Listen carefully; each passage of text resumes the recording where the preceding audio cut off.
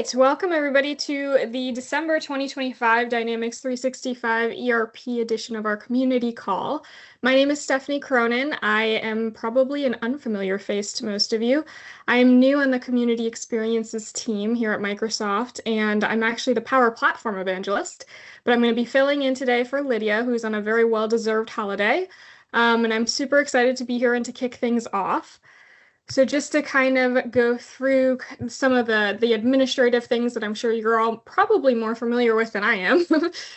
The recording is in progress. We always encourage folks to be super social on these calls, and from what I've heard, that doesn't really need to be told to everybody here. Use the chat and the meeting reactions. This is your call, your time, and we're really excited to have this time for you. I'm going to kick it over to Anna. Anna. Is it Anna or Anna? Anna. Okay. Anna.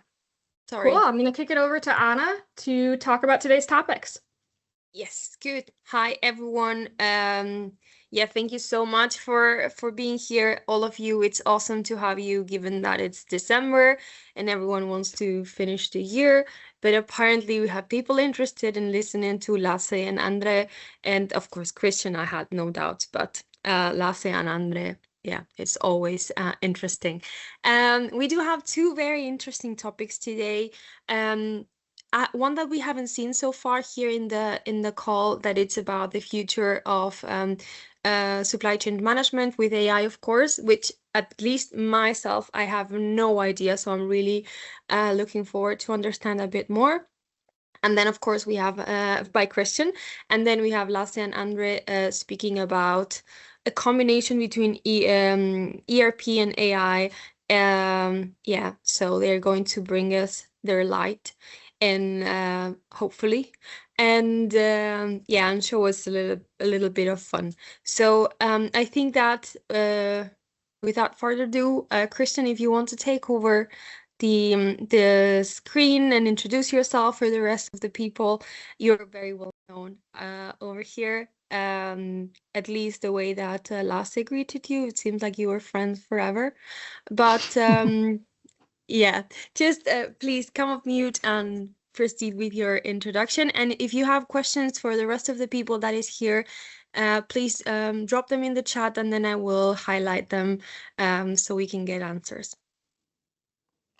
Thanks, Anna. And I was super excited to be here, and I was warned up front that the chat might be very lively. I might not be able to catch up, so bear with me if some of it will happen later on. So super excited to be here and talk about the future of SCM and how we bring AI into that. Maybe just a quick introduction. My name is Christian Rytt, and I'm based out of Copenhagen, where I lead product management for supply chain management, which is lucky given the theme here. And this basically means that together with my amazing team, I'm responsible for keeping more than 1 million supply chain management users happy and help them to achieve more on a daily basis. And the topics I've chosen for today, that is around Supplier Communication Agent. This is our, I would say, big agent bet that we have on supply chain management around procurement. I'll talk a bit about that. Also, this is actually something that's out in what we call production ready preview. So it's public and it's very production ready, and we already have companies running it in production. Next, I want to talk about what's happening on demand planning. That's also been a big bet for us over the last couple of years, and we continue to invest in that. And if time permits, I will also look a little more broad on the roadmap for supply chain, a little bit depending on how fast we're moving on the other topics. But that's the idea here. So with that, let me dive into the content. So we will start with the Supplier Communication Agent. And just to give you an overview for those of you who might not be familiar with it, this is an agent that helps to automate all the communication with suppliers via email. So for instance, it automates the supplier follow-ups like confirmations and communication workflows, so handle all of that. So that is what we call the outbound part of the communication. Then it also can handle inbound communication as well. So let's say you have a supplier that sends you an email saying, oh yeah, we confirm that you can get this order on this date, then it can register the confirmation and update the system for you. Similar if the email tells you, yes, we can deliver it, but we're sorry it will be a week delayed, or it will be a different quantity or different price or what have you, then it can also extract that information from the email and help you to get the order updated as well. It also helps you to track delays, like escalate exceptions and provide real-time supply visibility. That's some of the things that we work on. And then you can actually have it can learn from the interaction. So a few things that we have noticed is that some suppliers, they might use different unit of measure. For instance, in demo data, we are a big fan of eaches, but many in I would say the real world, that at least in Europe, don't use that so much. It's more like pieces or something else, even though they might mean the exact same thing. So then you can learn the agent, what it means for this particular vendor or for all of your vendors and so on. And actually, I was debating with myself to do a demo or dive into it, but realized that actually, and Chris here did an amazing job at Ignite, so I have snapped that because then we can do it in a few minutes. So I want to play this because it's a very good video for you to get a good understanding, I would say, of the capabilities that we have. And I hope the sound will work. If not, let me know. So I'm going to show you how our customer Lifetime Products uses the supplier communication to improve procurement efficiency, boost supply chain resilience. Damn, I cannot click on or write anything while the video is running. Let me continue it here. De-risk inbound supply. We're in Dynamics 365, where we're logged into the immersive home user interface. And right in front of me, I can see some proposals from the Supplier Communications Agent. Now, Lifetime processes thousands of purchase orders monthly to procure materials for sales and production. And oftentimes with the speed of changes or the volume of changes, they're not able to process everything within the same day, which can give them less time to react to changes in the supply chain. But I see first we have this notification from the Supplier Communication Agent that it can speed up updates in purchase orders, so let's try it out. All I have to do to get started is give the agent access to our procurement inbox and activate it. What it does then is, as we receive emails from our suppliers about changes or updates to purchase orders, I get a notification right in my flow of work that I have some updates to review. So let's take a look. And it's very clear. The agent takes that body of the email, brings it to me right inside of my flow of work in Dynamics 365, and shows me what the supplier said. But it goes a step further than that. It even mapped to the specific purchase order based on the data in the email and looked at the details in the email and mapped them to how it changes the purchase order lines. So now all I have to do is take a quick look over, saying human in the loop, and apply the suggestions, and my purchase order is updated. That change happened in no time. On this next change, I noticed that the agent flagged to review one column mapping. We take a quick look at the email from the supplier, and I noticed they do use the word quantity a few times in the email. So we'll check on that column mapping. It was the confirmed quantity that the agent proposed to map as our purchase order quantity to be updated. That looks good to me. So we will say, good for the mapping, apply all suggestions. And just like that, we can get through all of our purchase order changes in a much more efficient fashion, leaving us time to react to changes in the supply chain as quickly as possible. And it's not just processing inbound updates. The Supplier Communications Agent gives me another suggestion. It can send emails to vendors who haven't confirmed open purchase orders. And when we get that last minute yes or no from a vendor, it can increase the risk that maybe that material we thought was coming in isn't going to come in on time and put us in a last minute situation. So instead, the agent proposes a rule to draft an email to follow up on unconfirmed purchase orders. It lets me control the tone, the data that's included, specifically which purchase orders we should follow up on, and even a custom signature we might want to provide. So we activate that, and the agent finds all the different purchase orders that meet the criteria of our rule and drafts an email to send to each of our vendors and remind them that they have unconfirmed purchase orders with us. Now, I can stay human in the loop, review every single one before it's sent out, or we can even hand this task fully off to the agent for it to run autonomously and let it send emails on our behalf. Your choice.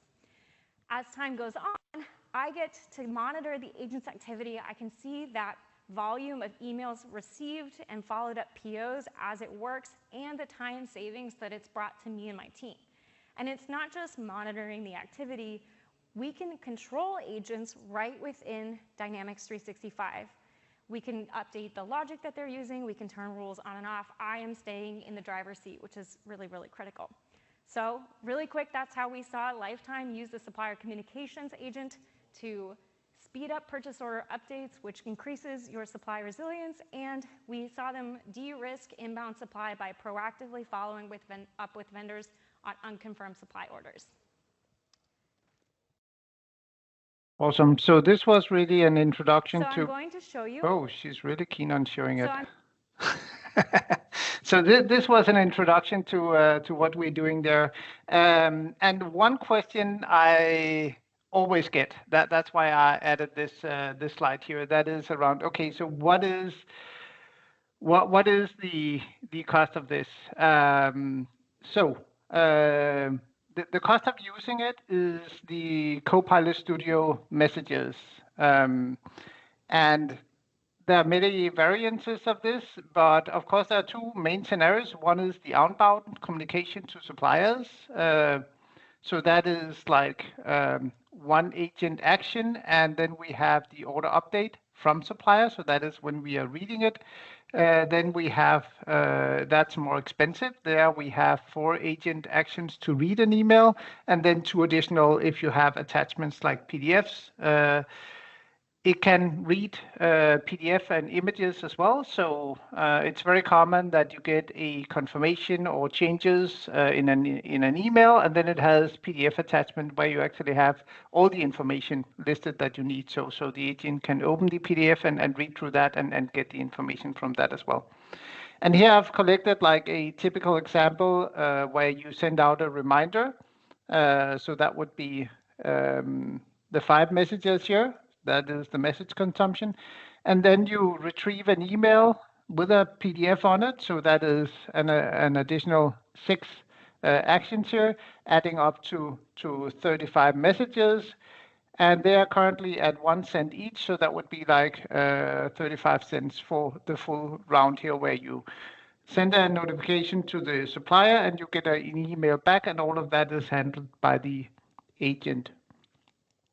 On top of that, I want to mention that there are many ways to get these. This is like the raw price. But for instance, if you have any premium licenses, then you get 1,000 messages per user per month that you could use.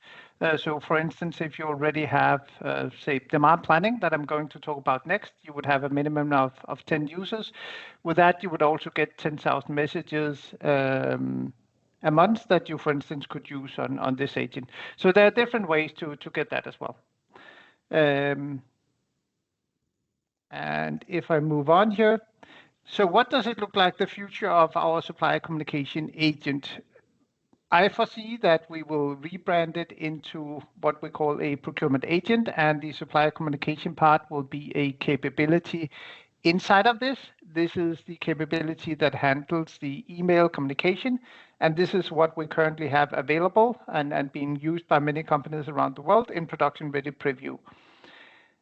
So what we really have in the system is this business record, in this case, the purchase order. And of course, we can have information coming in via other channels as well, like EDI, the vendor portal, supply engagement portal. It could also be custom sources where you import information as well. So what can we do with all of this material? So we are looking at tracking all supply chain events, because that's really where it gets interesting. Not just getting the information in, but once we have a change, what is the impact? Let's say my example was an order was getting 1 week delayed. That might be fine. You might have sufficient safety stock to cover that, but it could also be that it's a big problem for you, and you need to find another way to get that, or it will impact some of your sales orders and so on. So we are building a new capability around impact analysis that will actually do all of this impact analysis for you and flag whether a change is critical or not. Next level will then be to start suggesting some mitigations to that. So whether it is to expedite the order, whether it is to and that could be simple as drafting email to the supplier or to the people doing the transportation. You might have different rules there, but it could also be that you might have it on different warehouses where you can get it from, or it could be that you can delay some production that was requiring this. It could be all kind of things. So we're starting with some scenarios and looking into all kind of things, how we can move forward with this. What we're seeing in our initial development and I would also say discussions with customer is that these type of mitigation, there is a tendency to have a lot of mitigation that needs to happen at once. When something goes wrong, it's not just one order, it's multiple orders. And that can lead to rushed decisions or lack of decisions. So you just accept the delay, but nothing is done. But when I say rushed, it could also be that you just pick the first option you find and just go with that, even though it might be quite expensive. So the intent is also that it can list a number of options for you, so you have a feel for what the impact of the different type of mitigations you could do, which one would be the best. And of course, that could be other actions, not just for purchase orders. It could be you want to transfer or you want to do something else. And finally, within the scope of what we're looking at for procurement agent, that's a little further out, but that is really to do proactive change detection. And this can be based on internal data, so it could be things around the vendor. If you see something, they're starting to having bad quality or not delivering on time. It could also be external data. It could be like whether there's a storm coming, so you're likely not to get it delivered, or you see in the news that there is a strike at the port that could impact some of your orders as well. So this kind of proactive change detection as well, where we can also do impact analysis. If this happens, then how can you mitigate it so we can actually catch it up front? So the first part here, that would be what I would call reactive, but in the future, we are also looking into the proactive part of it.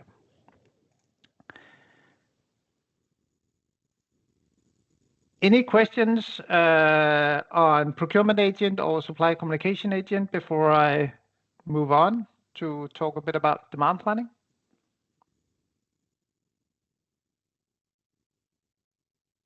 In the chat, we do not have any specific questions, just a request of you sharing the video, but I can absolutely do that. Yeah, there's no secret. It's also it's a video I did based on the Ignite video. Yeah, so it's available publicly, very likely. Yeah, I just tweaked it a little bit to zoom in on the screen and on Krupke. So yep.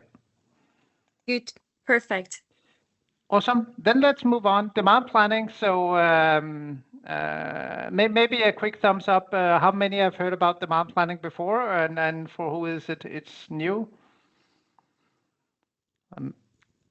I see a very visual thumbs up. Okay, awesome. From a few people. Awesome. Maybe let me put it here.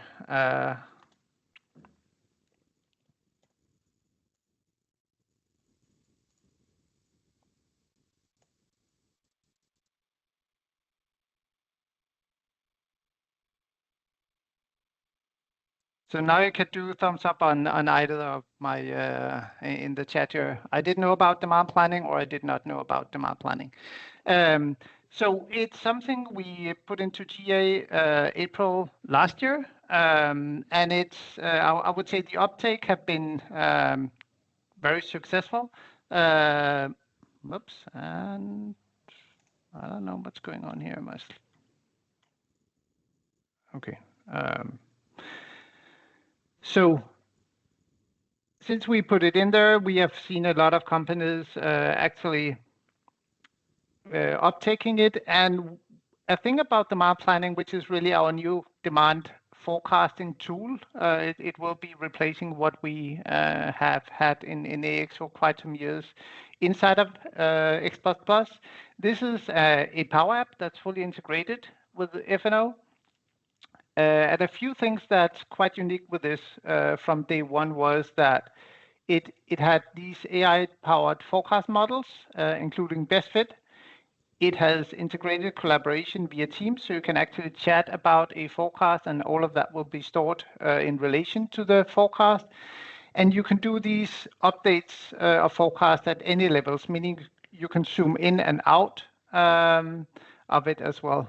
Yeah, I also like the style of the poll. Now I can see the sad faces and things for people who don't know about it. So let's get a lot more love now that people know about demand planning. That's awesome.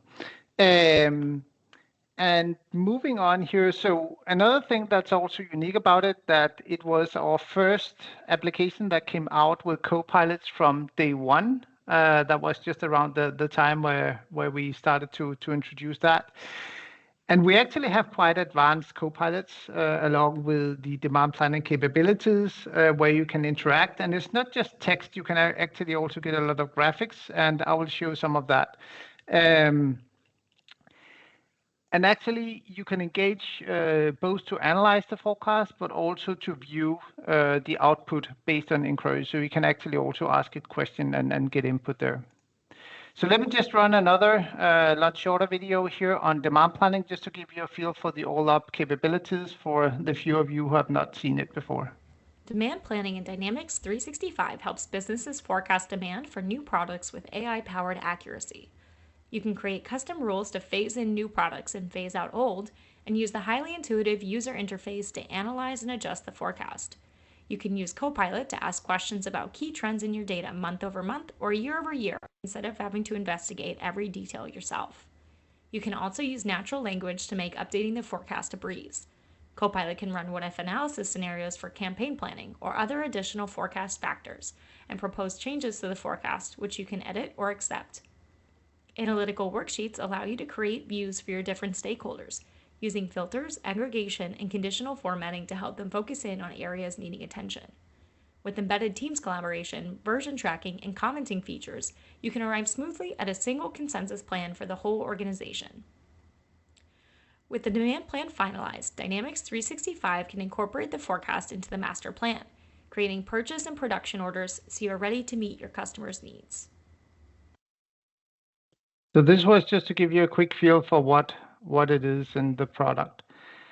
And if we look a little bit at what we have been adding recently within the last 6 months, we've added forecast with multiple signals. So this means that instead of just using your historical sales data, now you can use not just one additional signal, but you can have multiple. So this could be that now we talked about prediction, which is a lot about what forecast is about. So it could be that you actually bring in weather data. It could also be inflation rates and things like that. You bring that into the forecast as well.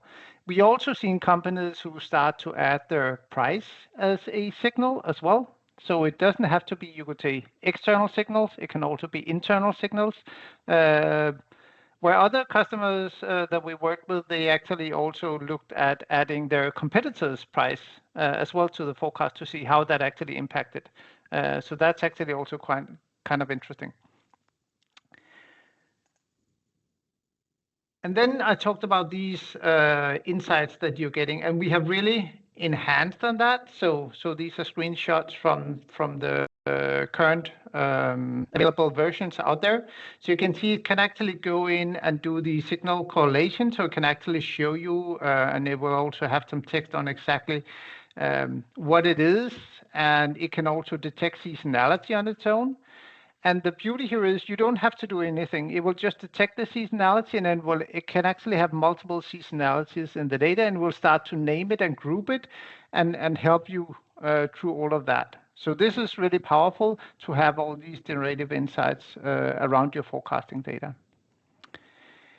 And here you can see, you can even dive into the cells, so the individual values in the forecast and get a breakdown. For instance, if you're on an aggregated level, you can look at shifts or between years or months and trends and outliers and a lot of things.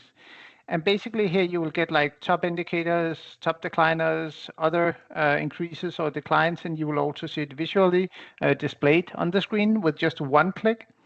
And similar, if you go into the cell analysis, you can see what made up this number. You had a baseline, and here there was some manual adjustments, and this is what gives you the current value.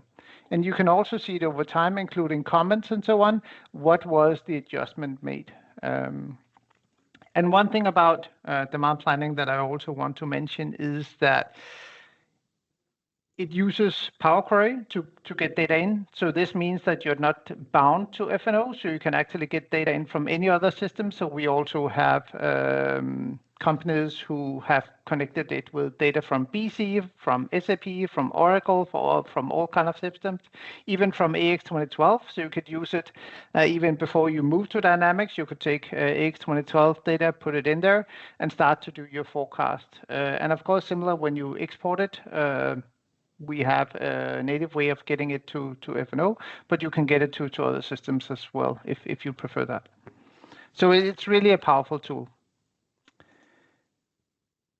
Yeah, maybe on this one also, any questions on demand planning? Now I was talking, I didn't pay attention to the chat. I don't think there's any specific, but if anyone has a question, just come off mute. I think that's for now. There you go. Yeah, I just looking at those seasonality suggestions coming from Copilot. I couldn't see if there was a way in the UI to interact with it and say, okay, I agree with so much, but can you adjust for this? But I guess that's in there somewhere. Yes, you can absolutely adjust it down here. It's not really clear on this one, but yeah, you can absolutely do that. And we actually have some upcoming capabilities we're looking into where we will have that even stronger, moving closer to M365 and the Copilots over there. Thank you, Mark, for the question. Anyone else that wants to come off mute?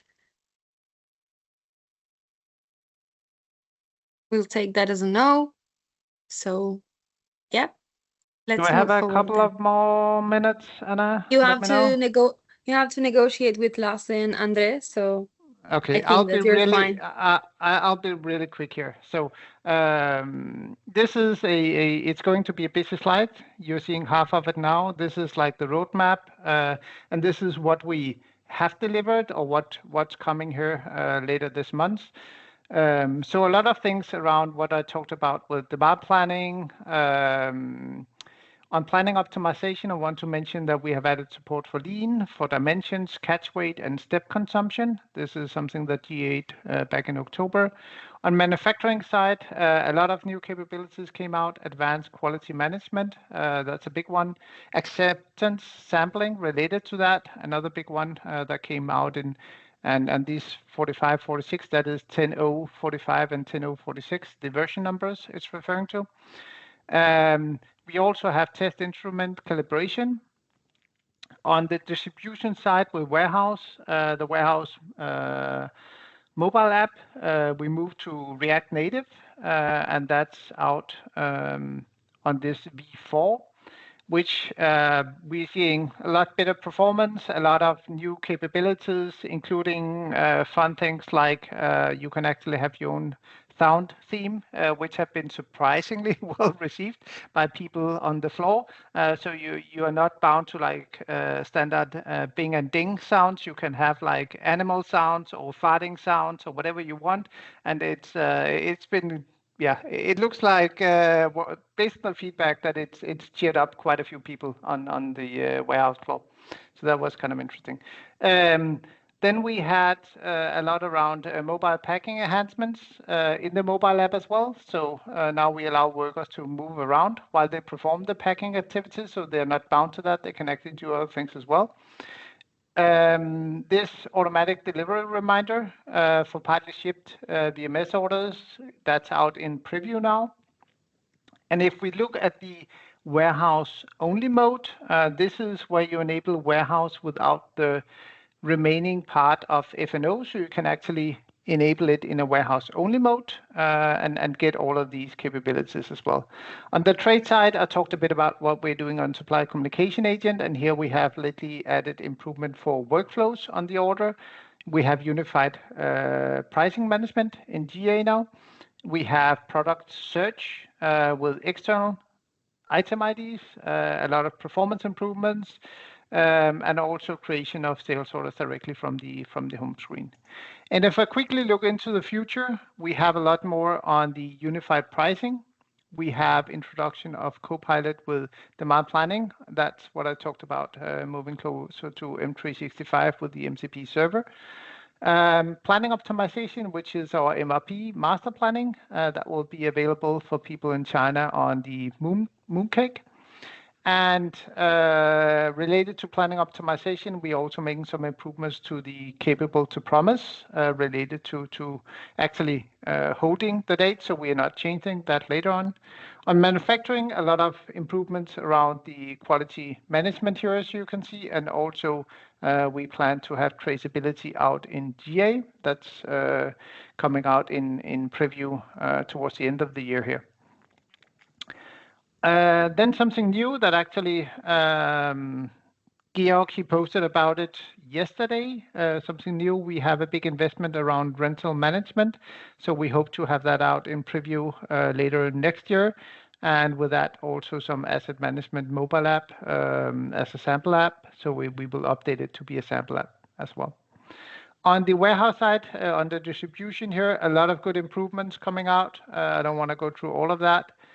On trade as well, we are moving into a lot of things that will be coming out in preview, like analyzing the downstream impact. That's what I showed on the procurement agent, also the mitigation I showed you. And then we have supplier engagement application coming out in public preview and a lot of enhancements to intercompany. So a lot of good stuff coming up. And finally, we also plan to do quite some drastic enhancements around multi-ledger accounting related to the inventory costing. So I think I used my time now, so I will pause it here. And please note that this is definitely subject to change. I put here, I bet you it will change. So, yeah. I like the disclaimer very much. We are aware that it may change, so that's not a problem. Well, thank you so much. I think it's been a great session. I had no clue and I have to learn, so this was really good. I will give the mic to, well, if anyone has questions, you can drop them in the chat. Christian, just ignore the nonsense until now, and then you can, yeah, if there's questions, just tag Christian and we can yeah, and he can answer in the chat. And then I will thank you so much again. It's been lovely, and I haven't met you before, I think, so lovely to have you here. You have a really good energy. Yes, so now we have two people. Yep. Thank you so much. Now we have two other people with another kind of energy that let's see how they know I like them a lot, but I try to, you know, this is the way I show my appreciation. So André, Laze, everyone knows who you are in this call, but please move forward, introduce yourself for the new faces, and take it over from here, please. Come on, Grandpa. Okay, thank you. Oh, my name is André Arnaud de Calavon. I bet a lot of you already know who I am. I leave this page open for a small moment so you can also take a screenshot to connect with us. And Laze? Hey, hi guys. My name is Laze Janev. I know this guy that is presenting together with me. I've seen him a couple of times, read a couple of blogs. There, come see, comes up, you know, not so bad. He's the dynamics encyclopedia. Come on, André, go. Christian ate all of our time. Oh my God. Let's see. Okay, well, we did do this presentation 2 times before, but now we had to shorten it, and even more today because of the extended presentation by Christian. But no worries, we will catch up. In fact, what happened during the time is Axapta was born in 1998. I will not show again the installation CD-ROM I still have. It has no use to have it anymore because I don't have any CD-ROM player anymore. But during the years, the product changed a lot from UI, branding, and again branding, and another name change. And also Microsoft brought it to the cloud. And then it was still a bit of just a cloud version of Excel-like application. But now, during the recent years, when Copilot got introduced, also Microsoft thought like we need to add AI capabilities into the ERP product. And that's what we will talk a bit about today and show a bit more. So if you look at what we had until now, today, the application with the main menu at the left side, we had a lot of tiles in the workspaces, and if you just were a system administrator, you had too many workspaces, too many menus, but with security rules, you can trim it. But this is just static information, and Microsoft wants to change that, and that's what Laze will explain here. Yes, thank you, André. So in the previous screen when André shared it, that was the old way of Office or Dynamics landscape UI design, where everything was looking in Office side, everything was looking like Outlook. On the left side, you have your menus and you have your buttons and everything. And then now Microsoft is moving towards this, what it's called immersive home. Maybe it's a temporary name, at least for now. But what does it mean? It's coming from this project Sophia, which was a project where AI came up and they just give it a bunch of information and they say to the AI, hey, create me an AI ERP, a ERP which is designed by AI with all of the information that you have. So it was this random generated tiles and buttons which you need to take actions on. So you don't have access all the time to everything that you can access, but only to the activities that you actually need to take some action upon them. So if we can see compared to the previous screen, now in the middle we have all of our usually approvals, workflows. On the right side, we can see our agents activity. So all of the agents, what Christian reported, the Supplier Communication Agent, all of that is showing up here. So if you need to follow up on some purchase orders, if you need to follow up on some agent activity with the communication of your suppliers, of your vendors, and you still have access to your workspaces, but only to the workspaces which you actually need to take some activity, that something has happened. If there is no activity, they don't show up. You can still access them from the menu, but they're not shown to your home screen. And also the workspaces are listed in the order of last used. Last used, correct. Yep. Let's continue with more AI in the application. Microsoft added an app sidecar chat with this just an option to interact with some documentation from Microsoft, but also using Copilot Studio, you can extend it. And one option of the extension we will show later. And you can also find a lot of information about what is possible with the Copilot sidecar chat. Also in the application, there is embedded AI, for example, summary information on a lot of screens like customers, vendors, purchase orders, etc. And Microsoft is bringing a lot of agents, and two of them were just already displayed and demoed by Christian in the session before this one.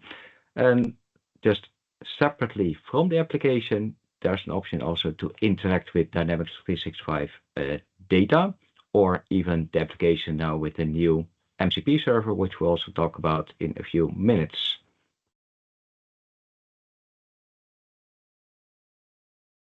If you look at the agents available now for different use cases and processes, end-to-end processes, there are certain agents available. We will not demonstrate or explain them today. It's just like showing this is available.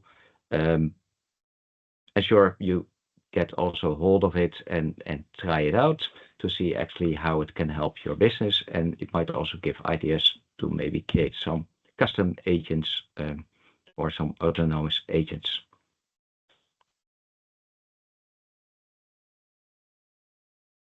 This was for you, Laze. I think it's from me, André. Thank you. So what is next coming? Now, when we created this slide, is like, what is next? Some of these things are already here or nearing down, or private preview, public preview. Some of the you might have already seen. So there is a bank management agent coming for the bank management. There is also a business analysis agent or BPA, MCP agent coming. That is something that Microsoft is presenting exactly, I think, this week in Miami at Convergence. We are going to demonstrate that. I'm going to demonstrate that to see how does it look like. And the new MCP server is going to connect to all of these BPA data analytical model and see how we can query the data, create some reports. Very, very cool. And also there is some new AI ERP agent deployment improvement plan. What this means is actually the currently of the agents, especially the ones even Christian that presented, so the first party agents, it's a little bit jumping over the hoops. There are so many things involved. In a big organization, you should involve a lot of organizations like Entra admins or some other PPAC admins just to activate an agent. So there's a lot of activity that needs to happen. That will be streamlined and optimized. There will be a better optimized process of all of the agents, how you can activate. So it's like a wizard driven. And what is actually not now what's next, but is actually here. It's still in preview, but it's the headless business services coming with the new MCP server. So, André, if you go forward. Yep. Right. So here, all of the agentic investment that Microsoft is currently working on. Of course, everything is in roadmap is subject to change. Anna knows how those things going. Everything is there's always a big asterisk. But from the previous slides where André showed, there were 5 agents which are publicly available, and everyone can use them even to production. You can see now there is much more, this slide looks much more busy. So more and more activities are growing and are available. They are work in progress to be available to, as agents instead of the normal business activities. So we don't have an exact roadmap for all of this. Some of them are already in private preview. So we have, for example, the finance agents, the account reconciliation agent. I think those are even in private preview and something is in GA. But there are many of these agents coming on the roadmap, and many of them, the goal is just to decouple the logic from the whole holistic ERP to be headless, which is, I think, taking us nicely into our next topic. Yes, actually, I'm also just wondering with just the recent announcement for rental, if there will be a rental agent added to the slide as well. Yes, let's see. Next year, maybe. Yep. You can take this one as well, Laze. Right. So what was very it bombed on the world. If you've seen a lot of YouTube videos, probably LinkedIn exploded. It was for quite a while actually in private preview testing it with Jared. It was very cool. So it is Dynamics 365 ERP MCP agent. What is this? MCP is a model context protocol. Is this protocol invented by, it's an open protocol, meaning open source protocol invented by Anthropic, so everyone can use it. What mean is like this cliche of explanation, like it's USB-C for AI, meaning that the AI agents can interact freely through this protocol, independent of which technology they're using. So there is an MCP MCP server created for each dynamic ERP environment if you're on the latest version 10.046. This allows us, as André will demonstrate right after this slide, it allows us how we can interact with the application from chat experience, how you're interacting like with a normal consultant, even experienced consultant person that can navigate to the ERP and do all of the executive actions. It's very simplifying from the previous MCP servers, which were these hard-coded activities of 13 activities. So we moved from 13 different activities possible. Now there are over 600,000 activities that you can execute with these ERP agents. Very, very powerful. Okay, André, I think we should go to the next step. Yes. All right. Actually, there's one slide left, but we will also talk a bit just during the demo about it. Well, there's now just the Dynamics 365 AI ERP application. It can interact just via an MCP server for ERP, just all of the actions, the 600,000 mentioned by Laze, and that can be just connected via Copilot Studio or other agent platforms, maybe Azure AI Foundry. But we will go into a demo of just the latest additions done by Microsoft in the Copilot chat experience, and I will do a small demo of what you can achieve with the MCP server. If you look at the immersive homepage today, the sidecar Copilot can be opened. And one thing that was recently added is a zero prompt experience.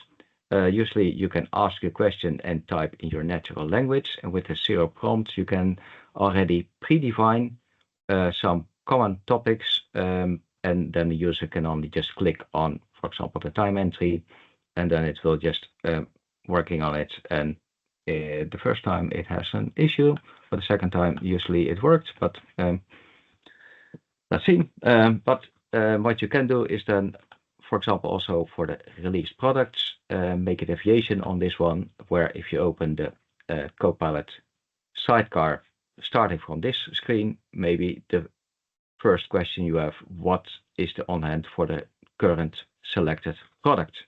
So there can be an interaction between what is available in F&O on the screens and what you can do in Copilot Studio. It's aware of what form it opened and what record is selected. I'll not demo this one now. Let's go to just quickly show that we have some customers in the application today, where the last demo we did, we created Microsoft Portugal with an MCP server, some calls. If you are interested in the zero prompt experience, it is an additional trigger in the Copilot Studio for finance and operations apps. You can add a trigger and have a condition if it's the egress product details extended or any other, or just have more conditions. But we will go now to the Dynamics 365 ERP MCP agent. On one of the slides, we showed two links with documentation for Microsoft and also a link to a blog site where I just posted two blogs about MCP server. The new MCP server is working as a separate agent. It's not designed yet for the sidecar chat experiences. Keep that in mind. And you need to have the AI orchestration for the agent enabled, and it works today really well with the Claude Sonnet 4.5 experimental, with just the default, initially default. Then I thought, well, what's happening here? It's not working at all, until I moved it to the Anthropic model from Claude Sonnet 4.5. And what we can do, for example, is just ask a question: can you create a new customer record in the legal entity USMF, customer Microsoft Netherlands? Look up the address and phone number on the internet and use currency for this country, and also customer group will be 20. What is happening under the hood is now visible if you test this agent. That's also why I demonstrated from Copilot Studio. If you do it from any other place, then you have to wait until all this is done and it created the customer. But now what you see is it checks for information. It finds the address on the internet that was requested, the phone number, currency was set, and now you want to create the customer record. If you look carefully, it will open a kind of invisible client mimicking the UI. It says, I found an all customers menu item. It opens it and then just monitor what it's doing. It's really amazing, mind-blowing that it's possible for just AI to interact with the F&O client even better than a regular user at a client. Just while it's doing, I also tried to ask the system create a user and assign a security role, and that was rejected out by design, which is just also good for security awareness.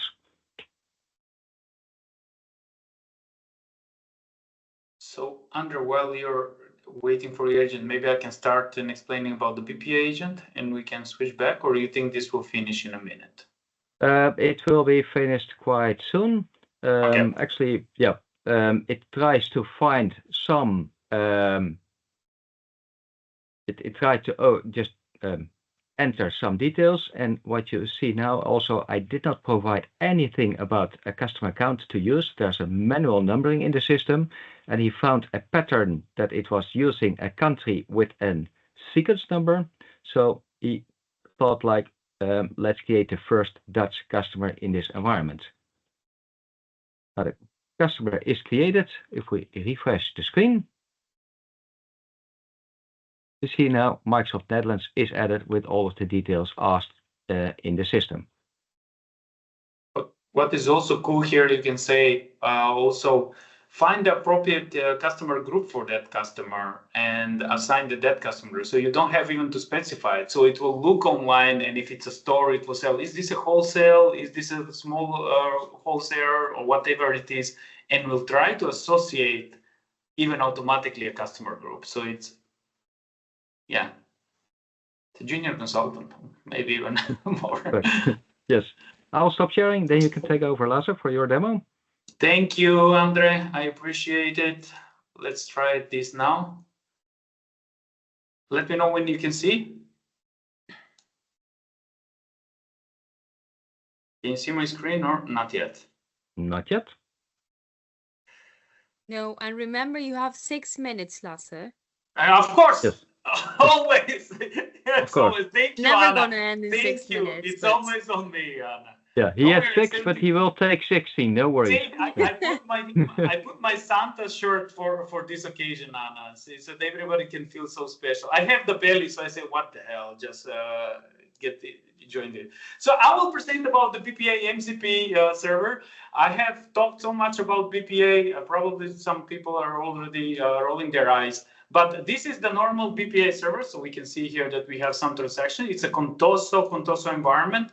And we can see that we have some information, for example, for vendor transaction details.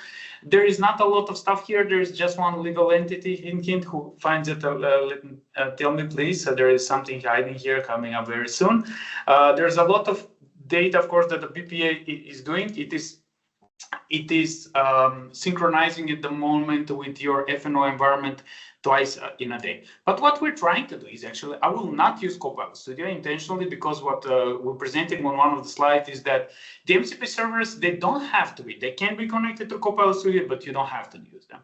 I will use Visual Studio Code. I mean, that's a little bit geeky for the ones that are not done with development, but it's nothing geeky here actually in this. So if I put this, I can see what are my Ctrl-Shift-P. I'll see all of my MCP servers. This is my MCP server connected to this environment, and I can show it to you here that I have connected to exactly that environment, and it has some other stuff. And as André, I will use Claude Sonnet.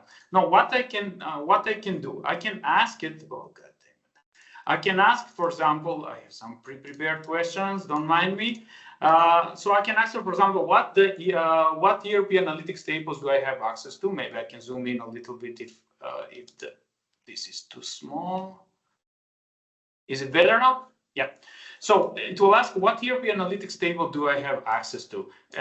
The agent will go through the whole BPA analytical model, and it will go through it and find all of the information that is there and try to present it in a readable, human-readable format, right? So it says, oh, I will run to get the data schema for the business performance analytics BPA dataset, and it presents this in a very nice way. So it presents you with all of the dimension tables, what are all of the fact tables, you have your general ledgers, purchase orders, normal stuff, nothing cool here.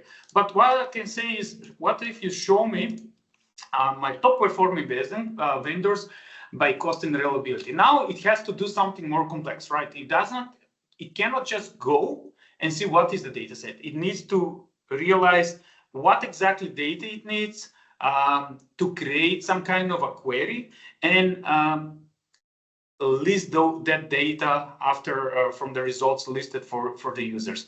Now, the worst case, I work a lot with Power BI developers, Fabric developers, and these are usually people that have a lot of SQL skills, so they're amazing in SQL. What is most hated information there is usually what they hated the most is usually how to query the data. But we will see in Power BI. I mean, now we will see how this agent is interacting with that. Oh my God, the AI demo clones. Now something is happening. I don't know what, but usually this lasts like 5 seconds. Let me see how this is going. It should have finished until now. If not, I will try to start another instance here very quickly. It's usually, I promise you, it doesn't take so much. It's the first time. Let me try again. Let's see how it goes. But what it tries to create is, right, I am connected. Okay, I don't know what. Let me stop and restart this session. I'm sorry about that. I blame Christian. That's it. There's no other explanation, I think. I'm just joking, Christian, of course, if you're still here. So I will try again. I need to know where is the vendor data. So it does not recognize the server. I don't know why. Let's try this. Let's try to reconnect, list my servers. It is running. Let's try to restart the server. Okay, tries to restart it. Let me try to do this. Okay, this always works, promise. Okay, so now it started to work, auto-approved for this profile. I don't know what happened there. Anyway, so I will try now to execute and get some actually real business value data. Excellent. So it started to collect my tables and it's showing me what I need to know. But what if I now start to select and say, show me my top performing vendors by cost and reliability? And this is what I wanted to show you. So it's trying to create a DAX query. So the worst case in Power BI, usually the hardest thing to do in Power BI is actually to create from all of the logic to create a DAX query. It has a very specific logic, but this MCP server is going and creating automatically the user prompts, is transferring them to a real DAX query, and it's pulling that data.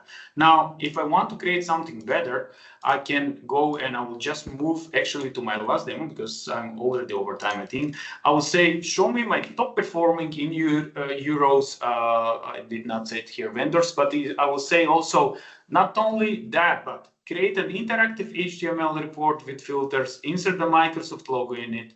After that, create me a PowerPoint presentation with the data for a C-level suite. I have so many typos here with the agenda, chapters, recommendation.